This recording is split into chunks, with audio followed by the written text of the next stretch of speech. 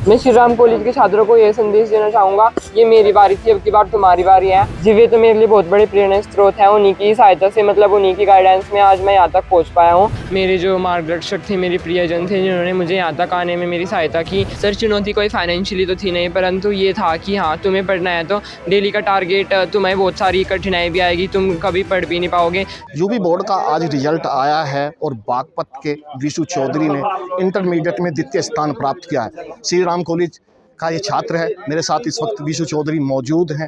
जानेंगे कि उन्होंने कितनी कठिनाइयों में यह परीक्षा पास की है। विशु, आज तुमने इंटरमीडिएट में द्वितीय स्थान प्राप्त, कैसा लग रहा है आपको? सर, पहले तो मैं थैंक देना चाहूँगा सभी मेरे जो मार्गदर्शक थे, मेरे प्रियजन थे, जिन्होंने मुझे यहाँ तक आने में मेरी सहायता की।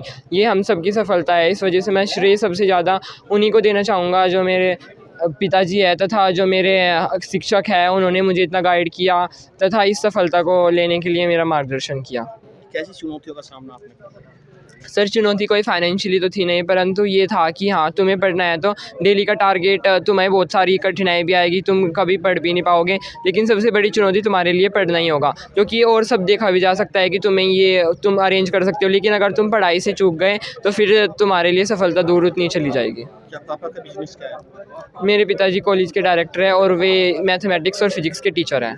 नहीं, जैसे आपके पापा ने राम मंदिर की तरह राम मंदिर बनाया, जी सर। कैसा लगा आपको जिस तरह से? सर, बहुत अच्छा लगा। उनकी शुरू से इतनी श्रद्धा भक्ति है और उन्हीं के कारण से आज ये सफल हो पाया है कि आज हम यहाँ श्री राम की कृपा पा सके हैं तथा उन्होंने अपनी कृपा देने हमें योग्य समझा। उन्हीं की कृपा है कि आज ये मंदिर बन पाया। क्या बनना चाहोगे? मैं एक डॉक्टर बनना चाहता हूँ तथा क्षेत्र की सेवा करना चाहता हूँ। विशु का कहना है कि मैं डॉक्टर बनूंगा और अपने क्षेत्र की सेवा करूंगा। सर, बहुत ज़्यादा खुशी का माहौल है सब श्री राम परिवार में कि आज हमने जो लक्ष्य निर्धारित किया था 2 साल पहले, उसे आज हम अचीव कर पाए हैं, तो ये बहुत बड़ी खुशी की बात है हमारे सबके लिए। क्या बनना चाहोगे? मैं एक बहुत सफल डॉक्टर बनना चाहता हूँ तथा उसके पीछे की कड़ी मेहनत करने के लिए मैं पूर्ण तैयार हूँ। मैं अपने बड़ों क्षेत्र को सर्व करना चाहता हूँ कि यहाँ पे बहुत अच्छी मेडिकल सुविधा हो। कैसी चुनौतियों का सामना आपने करना पड़ा? सर, चुनौती कोई फाइनेंशियली तो थी नहीं, लेकिन वही थी कि तुम्हें डेली पढ़ना है तो उसे किसी भी हाल में अचीव करना है। डेली तुम्हें अगर 15-16 घंटे की पढ़ाई करनी है तो तुम्हें वो अचीव करना ही है। मेरे फादर स्कूल डायरेक्टर है और वो एक मैथमेटिक्स और फिजिक्स के भी टीचर हैं। क्या बनना चाहोगे? मैं डॉक्टर बनना चाहता हूँ।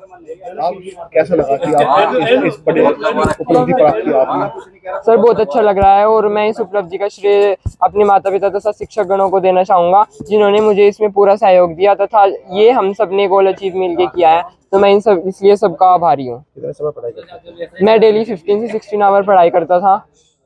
श्री राम कॉलेज का नाम सदा ऊपर रहा है। जी सर। आखिर श्री राम कॉलेज के छात्रों को क्या कहना चाहते हैं? मैं श्री राम कॉलेज के छात्रों को ये संदेश देना चाहूँगा, ये मेरी बारी थी, अब की बार तुम्हारी बारी है और तुम्हें इससे भी ऊंचा परचम लहराना है। अब की बार सेकंड रह गए, अगली बार फर्स्ट आना है। ये तुम्हारे टारगेट है। अगली बार बोर्ड परीक्षा में निखार दो श्री राम का नाम। आपके पापा जी जो है ग्रामीण क्षेत्र से आए थे। जी सर। और इतना बड़ा जी सर, वे तो मेरे लिए बहुत बड़े प्रेरणा स्रोत है। क्या कहोगे?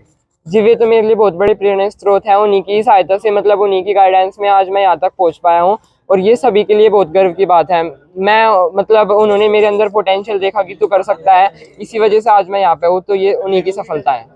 और बच्चों को क्या संदेश देना चाहिए? मैं बच्चों को ये संदेश देना चाहूँगा कि पढ़ो, जितना पढ़ सको। किसी भी गाइडेंस में अगर तुम्हारे पास कोई भी गाइडेंस नहीं है तो जिस तरह से जो हमारा मूर्ति बना के पढ़ने लगो, लेकिन तुम्हें पढ़ना है तो बस पढ़ना है। अगर तुम्हारे पास कोई गाइडेंस भी नहीं है तो तुम्हारे पास बुक्स है, उनमें घुस जाओ, लेकिन अगर तुम्हें पढ़ना है तो बस पढ़ना है। और तुम्हारा टारगेट एक ही होना चाहिए कि मुझे बड़ा से बड़ा अचीव करना है और तुम्हें अपना बेस्ट देना है।